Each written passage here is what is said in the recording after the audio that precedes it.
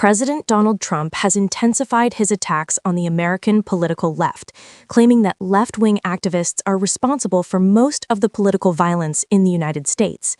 He has even suggested labeling Antifa, a loosely organized network of far-left activists, as a major terrorist organization, something that would be an unprecedented move against a domestic group.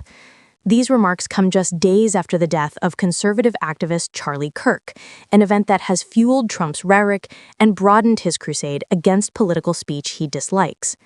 But when we step back and look at the data, Trump's claims don't hold up.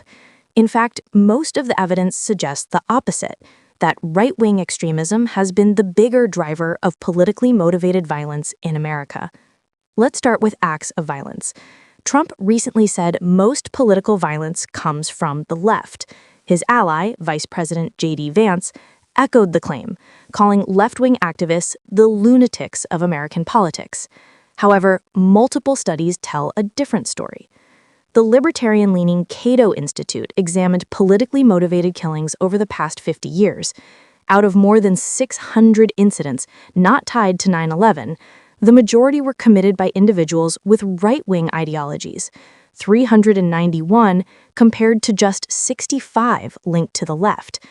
Even in the last 5 years, right-wing violence has outpaced left-wing violence, with 44 deaths tied to far-right ideology compared to 18 tied to far left. Similarly, a study from the Department of Justice's own research agency, the National Institute of Justice, found that since 1990, far-right extremists have killed more than 6 times as many people as far-left extremists. Though the DOJ recently removed that study from its website, the data had already painted a very clear picture. Now, what about support for violence? Do people on the left or right show more acceptance of political violence? Here, the numbers are more mixed. Some surveys show liberals reacting positively to the deaths of conservative figures like Charlie Kirk or business leader Brian Thompson. In fact, a CBS News poll found nearly 1/3 of Democrats said it was acceptable to react positively to Thompson's death, compared to about 1 in 5 Republicans. Another study suggested a significant number of left-leaning respondents believed there could be some justification for the assassination of figures like Trump or Elon Musk.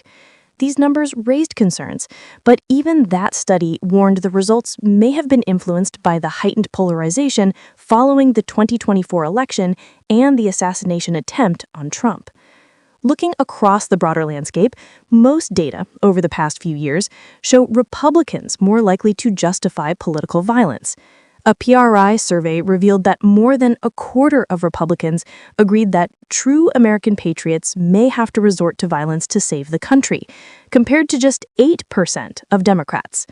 Following January 6th, an Ipsos poll found nearly 40% of Republicans believed violent action might be necessary if leaders failed to protect the nation, more than double the percentage of Democrats who said the same.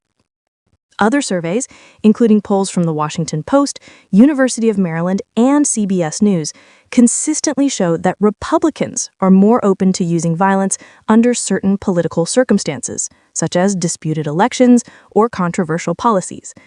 The bottom line, while some Democrats have shown troubling responses in moments of heightened emotion, the overwhelming trend for decades has been that right-wing extremists are more likely to commit political violence, and Republicans, as a group, have been more likely to justify it. So when Trump says the left is the bigger threat, the numbers simply don't back him up. This has been InsightPulse.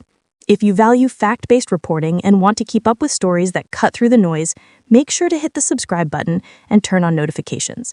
Your support helps us bring more truth and clarity in today's divided media environment.